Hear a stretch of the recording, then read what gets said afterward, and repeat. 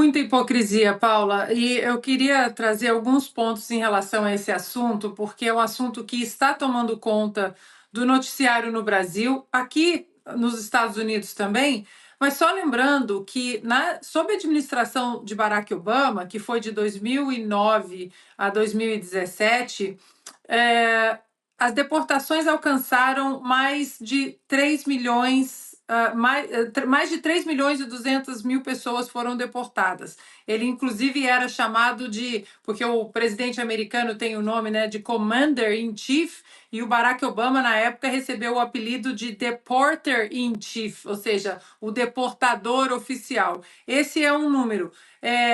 O próprio Bill Clinton também deportou 870 mil pessoas, George W. Bush, mais de 2 milhões de pessoas, o Joe Biden também, né? Ninguém reclamou das algemas enquanto Joe Biden mandava os deportados de volta para o Brasil. Agora, o mais impressionante, Paula, é que as pessoas. Ontem o Silvio mencionou uma coisa que eu queria trazer aqui, a importância de um pequeno comentário que o Silvio fez e que a gente começou, né? Falamos de tantas coisas, mas foi muito importante o Silvio tocar nesse ponto, porque ontem, na coletiva de Donald Trump, ele mencionou exatamente o ponto que o Silvio disse.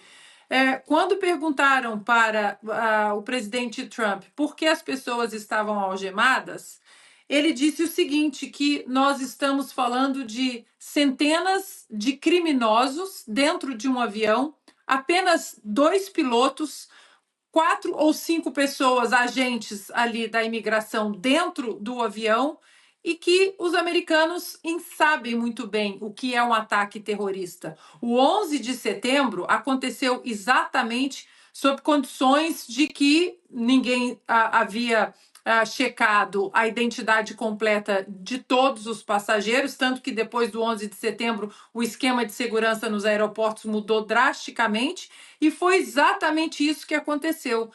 O cockpit ali, né, a cabine dos pilotos foi tomada em vários aviões, um no Pentágono, outro na Pensilvânia, os das Torres Gêmeas, enfim.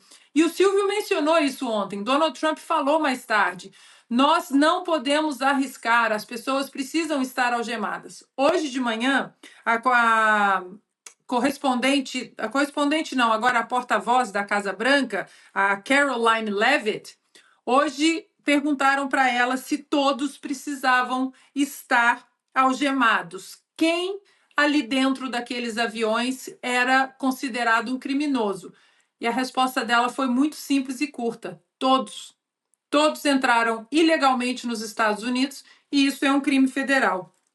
Agora, eu queria pedir para a produção colocar no ar o vídeo que o governo brasileiro está tentando, a nova narrativa do vitimismo dos deportados no Brasil, que o governo brasileiro quer emplacar no Brasil e na mídia no nosso país.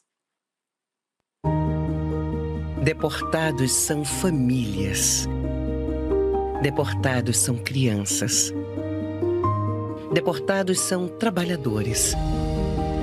Deportados podem voltar. A porta do Brasil está aberta. Deportados são, acima de tudo, brasileiros repatriados. O nosso país é o nosso lar.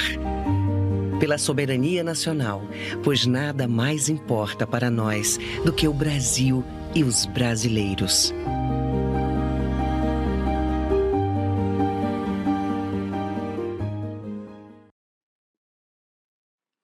É engraçado, né? O vídeo fala: o nosso país é o nosso lar. Mas por que eles saíram do Brasil? Por que eles não saíram do Brasil e foram para Cuba, para Nicarágua, para Venezuela? Por que esses brasileiros entraram sob risco de deportação e cometeram crime federal de entrar ilegalmente nos Estados Unidos, se está tudo bem no Brasil? A economia está bem, a perspectiva de um futuro melhor também, ela é grande. Por quê que saíram do Brasil? Outra coisa que eu precisava deixar muito bem estabelecido aqui, Paula, é que essa é uma agenda, por mais que nós a gente tenta entender as situações que um brasileiro ou outras pessoas de outras nacionalidades deixam seus países e entram de maneira ilegal no Brasil por questões econômicas, enfim. O que Donald Trump, a agenda de Donald Trump, que foi eleita de maneira avassaladora, foi uma agenda para os americanos, principalmente os americanos pobres, os americanos de classe baixa que foram esquecidos por uma agenda identitária, por uma agenda woke, por desvios de recursos federais. Hoje, por exemplo, Paula, só para um pequeno parênteses aqui. Hoje, por exemplo, a administração Trump congelou alguns recursos federais. Dentre esses recursos, 37 bilhões de dólares para a Organização Mundial de Saúde estão congelados. Ele disse que esse dinheiro vai ficar aqui para os americanos. Mais de 50 milhões de dólares, desculpa se eu falei reais, é dólares, 37 bilhões de dólares. E 50 milhões de dólares, acreditem se quiser, isso foi dito hoje pela Caroline Leavitt. 50 milhões de dólares para comprar preservativos na faixa de Gaza. Ele cortou também bilhões de dólares para ONGs que simplesmente jorravam dinheiro para essa agenda identitária toda. Então, a fase de deportação faz parte de uma agenda vencedora. A América para os americanos, principalmente aqueles esquecidos, que foram esquecidos durante muito, muito tempo.